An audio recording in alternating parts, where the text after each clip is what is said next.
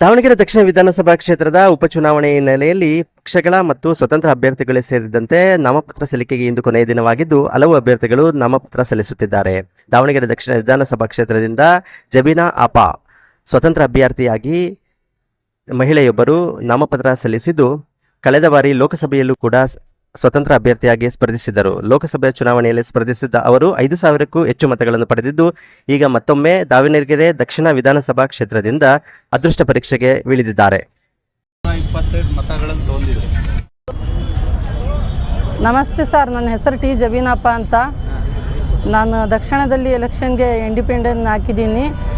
ನಾನು ಜನಸೇವೆ ಮಾಡಬೇಕು ಅಂತ ಇದ್ದೀನಿ. ನಮ್ಮದು ದಕ್ಷಿಣದಲ್ಲಿ ಅಭಿವೃದ್ಧಿ ಕೆಲಸ ಏನೂ ಆಗಿಲ್ಲ ಸರ್. ಒಂದು ಒಳ್ಳೆಯ ಕಾಲೇಜ್ ಇಲ್ಲ, ಒಂದು ಒಳ್ಳೆಯ ಆಸ್ಪತ್ರೆ ಇಲ್ಲ, ಅಲ್ಲಿ ಏನೂ ಆಗೇ ಇಲ್ಲ ಒಳ್ಳೆ ಕೆಲಸ. ಅದು ಮಾಡಬೇಕು, ಜನದ ಸೇವೆ ಮಾಡಬೇಕು ಅಂತ ನಾನು ಕ್ಯಾಂಡಿಡೇಟ್ ಆಗಿದ್ದೀನಿ. ಎಲ್ಲಿದ್ದರೆ ಇದು ಎಲ್ಲ ಕೆಲಸ ಮಾಡ್ತೀವಿ ಸರ್. ಒಳ್ಳೆಯದು. ನಮಸ್ತೆ ಸರ್. ಹಾಂ, ಲೋಕಸಭೆಗೂ ಮಾಡಿದರು. 5,128 ತಗೊಂಡಿದ್ದೆ ಸರ್.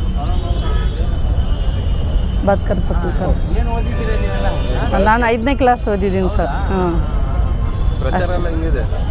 ಪ್ರಚಾರ ಕಾರ್ಪೊರೇಷನ್ ಇಲ್ಲ ಸರ್, ಒಂದು ಸ್ವಲ್ಪದಲ್ಲಿ ಹೋಯಿತು. ಲಾಸ್ಟ್ ಕಾರ್ಪೊರೇಷನ್ ನಿಂತಿದ್ರು ಕಾರ್ಪೊರೇಷನ್ಗೆ ಸ್ವಲ್ಪ ಮತಗಳಿಂದ ಪರಾಭವ ಸ್ವಲ್ಪ ಆಯಿತು.